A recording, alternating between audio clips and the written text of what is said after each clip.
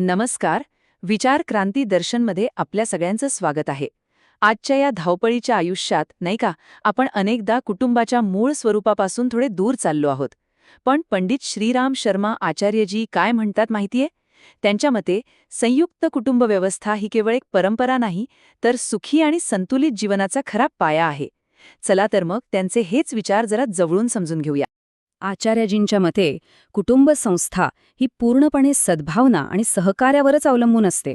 आता हे वाक्य वाचायला खूप साधं वाटतं, पण भारतीय कुटुंबाचं जे मूळ तत्वज्ञान आहे ना, त्याला ते अगदी अचूक स्पर्श करतं. म्हणजे कुटुंब म्हणजे फक्त एका छताखाली राहणं नाही, तर एकमेकांवरील विश्वासावर उभी राहिलेली एक खूप मोठी शक्तिशाली संस्था आहे. आणि हो, हाच तर खरा पाया आहे.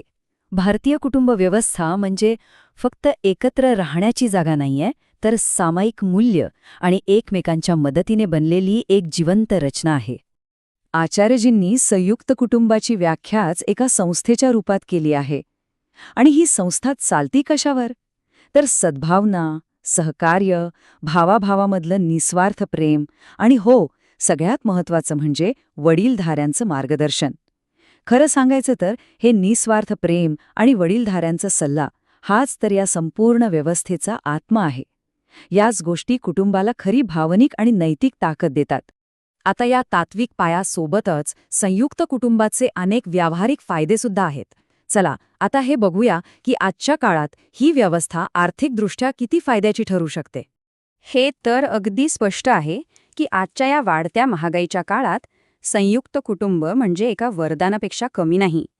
सध्याची आर्थिक परिस्थिती बघता ही रचना फक्त भावनिक आधारच नाही, तर खूप मोठी आर्थिक मदतही करते. बरं, ही बचत नेमकी होते कशी हे बघूया.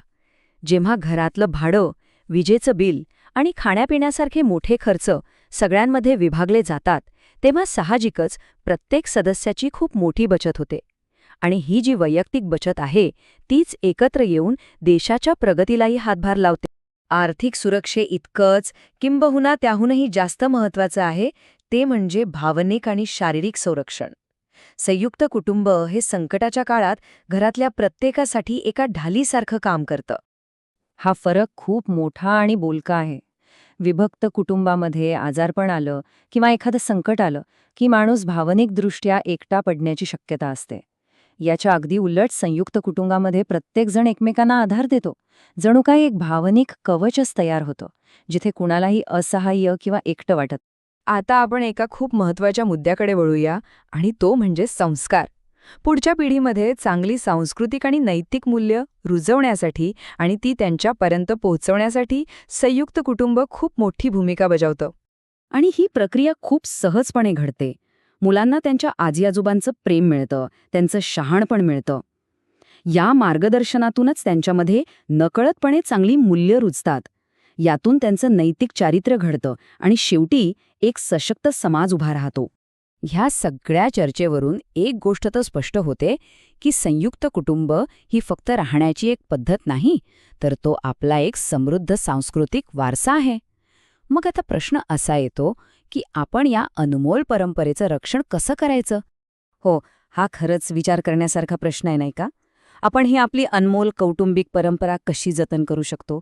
या मौल्यवान व्यवस्थेला पुन्हा नवचैतन्य देण्यासाठी आणि तिला टिकवून ठेवण्यासाठी आपल्यापैकी प्रत्येकजण काय करू शकतो यावर विचार करण्याची हीच वेळ आहे.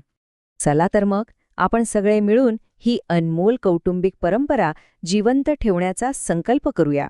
कारण एक मजबूत कुटुंब हाच एका मजबूत राष्ट्राचा पाया असतो. अशाच प्रेरणादायी विचारांसाठी विचार क्रांती दर्शनसोबत जोडलेले रहा. धन्यवाद.